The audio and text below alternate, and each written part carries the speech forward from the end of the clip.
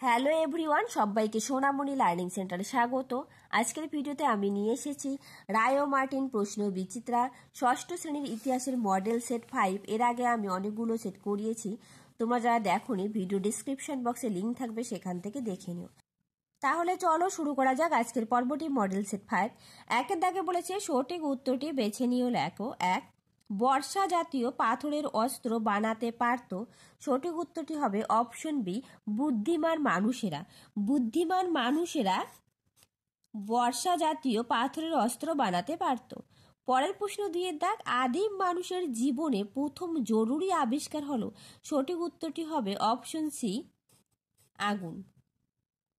পরের প্রশ্ন 3 এর দাগ, আদিম মানুষ কৃষিকাজ শেখে। সঠিক উত্তরটি হবে অপশন এ, নতুন পাথরের যুগে আদিম মানুষ কৃষিকাজ শেখে। পরের প্রশ্ন 4 এর দাগ, হরপ্পা সভ্যতার পরিবার ছিল। সঠিক উত্তরটি হবে অপশন এ, যৌথ। পরের প্রশ্ন 5 এর দাগ, হরপ্পা সভ্যতার মহেঞ্জোদারোর কেন্দ্রটি আবিষ্কৃত হয়। সঠিক উত্তরটি হবে অপশন বি, 1922 খ্রিস্টাব্দে। পরের প্রশ্ন 6 এর দাগ, হরপ্পা সভ্যতা কোন যুগের সভ্যতা ছিল? উত্তর হবে অপশনে তাম্র ও ব্রোঞ্জ যুগের সভ্যতা। এরপর দেখো 2 এর দাগ, অতি সংক্ষিপ্ত নিচের প্রশ্নগুলির উত্তর দাও যে কোনো চারটি। 1 এর দাগে বলেছে মধ্যপ্রদেশের ভীমবেটকাতে কোন যুগের মানুষের জীবনযাপনের চিত্র পাওয়া গেছে? উত্তর হবে পুরনো পাথরের যুগের। পরের প্রশ্ন 2 এর দাগ, আদিম মানুষ প্রথমে কি খেত? উত্তর হবে কাঁচা মাংস ও ফলমূল খেত আদিম মানুষ প্রথমে। এরপর দেখো 3 এর দাগ, হরপ্পা সভ্যতা কে আবিষ্কার করেন? উত্তর হবে দয়ারাম সাহানি। 1921 খ্রিস্টাব্দে হরপ্পা সভ্যতা আবিষ্কার করেন। পরের প্রশ্ন 4 এর দাগ, পৃথিবীর সব থেকে পুরনো কার্পা চাষের নমুনা কোথায় পাওয়া যায়? উত্তর হবে মেহেরগড়ে। অথবা হরপ্পা সভ্যতা কতটা পরিমাণ জায়গা জুড়ে ছিল? উত্তর হবে প্রায় 7 লক্ষ বর্গ কিমি। প্রায় 7 লক্ষ বর্গ কিমি জুড়ে হরপ্পা সভ্যতা বিস্তৃত ছিল। পরের প্রশ্ন 5 এর দাগ, মেহেরগড় সভ্যতা কে আবিষ্কার করেন? উত্তর হবে জা ফাসোয়া জারিস। 1974 খ্রিস্টাব্দে মেহেরগড় সভ্যতা আবিষ্কার করেন। এই প্রশ্নটা ভেরি ইম্পর্টেন্ট, তোমাদের পরীক্ষাতে আসার সম্ভাবনা রয়েছে। চলো পরের প্রশ্ন 3 এর দাগ, 2-3টি বাক্যে নিচের প্রশ্নগুলির উত্তর দাও, বিকল্প প্রশ্নগুলি লক্ষণীয়। 1 নম্বর বলছি এপ কি? দেখো আমি তোমাদের টেক্সট বই থেকে দেখিয়ে দিচ্ছি। লক্ষ লক্ষ বছর আগে পৃথিবীর স্থলভাগ ছিল ঘন জঙ্গলে ঢাকা। আফ্রিকা মহাদেশের পূর্ব অংশে তেমনি ঘন জঙ্গল ছিল। সেই জঙ্গলে ঘুরে বেড়াতো বিশাল আকারের ভয়ানক সব প্রাণী। গাছে গাছে ছিল নানা ধরনের অনেক পাখি আর বানর। সেখানে এক ধরনের বড় বানর ছিল, তাদের লেজ ছিল না, এদের এব বলা হয়ে থাকে। অর্থাৎ লেজহীন বানরকে এব বলা হয়ে থাকে। এভাবে তোমরা যদি লেখো তবুও ঠিক আছে। এরই সাথে বলে রাখি, যদি তোমাদের ভিডিওটা ভালো লেগে থাকে তাহলে একটা লাইক, শেয়ার অ্যান্ড কমেন্ট করবে। আর যারা নতুন প্লিজ চ্যানেলটা সাবস্ক্রাইব করে পাশে থাকবে। পরের প্রশ্ন, অথবা পাথরের যুগকে কত ভাগে ভাগ করা যায় ও কি কি? পাথরের যুগকে 3 ভাগে ভাগ করা হয়। দেখো পাথরের যুগকে 3 ভাগে ভাগ করা হয়, পুরনো পাথরের যুগ, মাঝের পাথরের যুগ এবং নতুন পাথরের যুগ। তোমাদের শুধু নামগুলো লিখতে বলতে তোমরা শুধু নামগুলোই লিখে দেবে, ঠিক আছে? দেখো এই উত্তরটা তোমাদের টেক্সট বইতেও রয়েছে, আমি সেটাও দেখিয়ে দিচ্ছি। পরের প্রশ্ন 2 এর দাগ, হরপ্পা সভ্যতায় কি ধরনের বাড়িঘর পাওয়া গেছে? উত্তর, হরপ্পা সভ্যতার নগরে 2 ধরনের বাড়িঘর পাওয়া গেছে। 1 উঁচু এলাকা বা সিটাডেলে শাসকদের বাড়িঘর ও 2 নিচু এলাকায় সাধারণ মানুষদের বাড়িঘর। হরপ্পা সভ্যতার বড়, মাঝারি, ছোট ও বহুতল বাড়ি পাওয়া গেছে, এইটুকু লিখবে। অথবা হরপ্পা সভ্যতার লিপিতে কতগুলি চিহ্ন রয়েছে? উত্তর হবে 375 থেকে 400টার চিহ্ন রয়েছে। এই লিপি কিভাবে লেখা হতো? ডান দিক থেকে বাম দিকে লেখা হতো হরপ্পা লিপি। এরপর দেখো 4 এর দাগ, 4-5টি বাক্যে নিচের প্রশ্নগুলির উত্তর দাও। 1 দাবানল কি?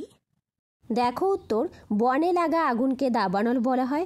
বনে গাছের ডালে ডালে ঘষা লেগে আগুন জ্বলে উঠে দাবানল সৃষ্টি করে।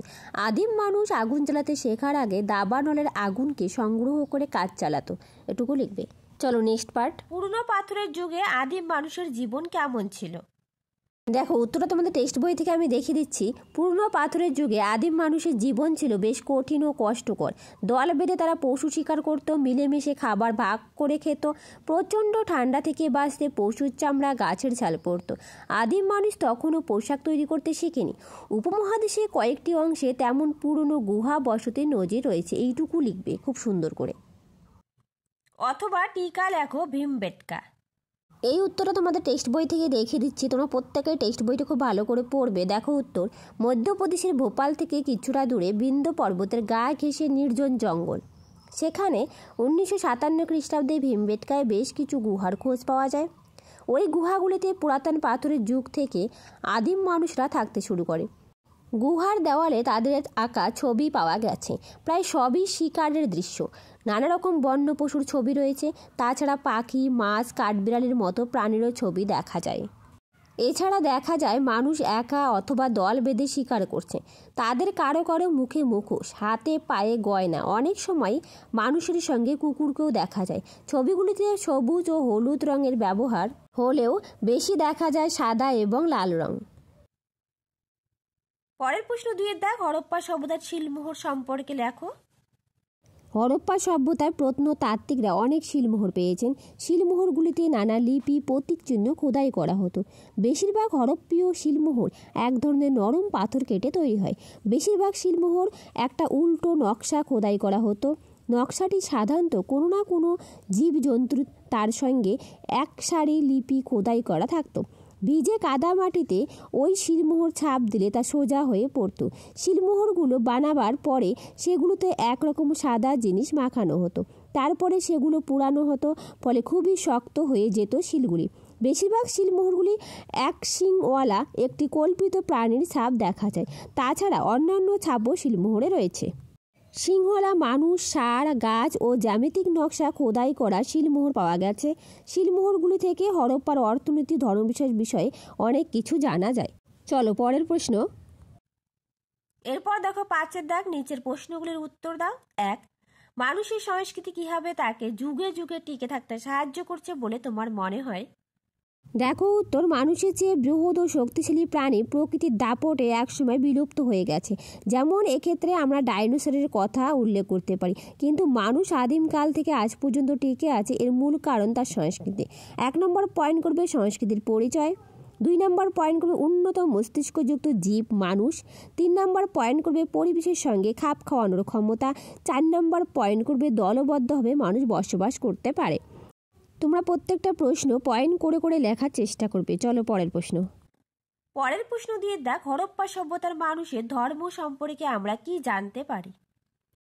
দেখো উত্তর, হরপ্পা সভ্যতার অধিবাসীরা মূর্তি, গাছপালা ও জীবজন্তুর পুজো করত। মূর্তি পুজো, মাতৃমূর্তি পূজা। হরপ্পা সভ্যতায় অনেক পোড়া মাটির নারী মূর্তি দেখে মনে হয় তারা মাতৃদেবীর পূজা করত। যোগী মূর্তি পূজা। মহেঞ্জোদারোর একটি শিলমোহর যোগাসনে বসা এক যোগী মূর্তি খোদাই করা আছে। তার চারপাশে বাঘ, হাতি, গন্ডার প্রভৃতির মূর্তি আছে। অনেক পণ্ডিত ব্যক্তি একে পশুপতি শিবের আদি রূপ বলে মনে করেন, আবার অনেকে তা মানতে চায় না। পরের পয়েন্ট করবে পশু মূর্তি পূজা। হরপ্পা সভ্যতার ষাঁড় ও এক শিংওয়ালা কাল্পনিক এক পশুর মূর্তি পাওয়া গেছে বলে মনে করা হয় যে হরপ্পার পশু মূর্তির পূজা করা হতো। তাহলে আজ রইল এই পর্যন্ত, আবার দেখা হবে নতুন আরেকটা ভিডিওতে। যদি তোমাদের ভিডিওটা ভালো লেগে থাকে একটা লাইক, শেয়ার অ্যান্ড কমেন্ট করবে। আর যারা নতুন প্লিজ চ্যানেলটা সাবস্ক্রাইব করে পাশে থাকবে। Thank you everyone.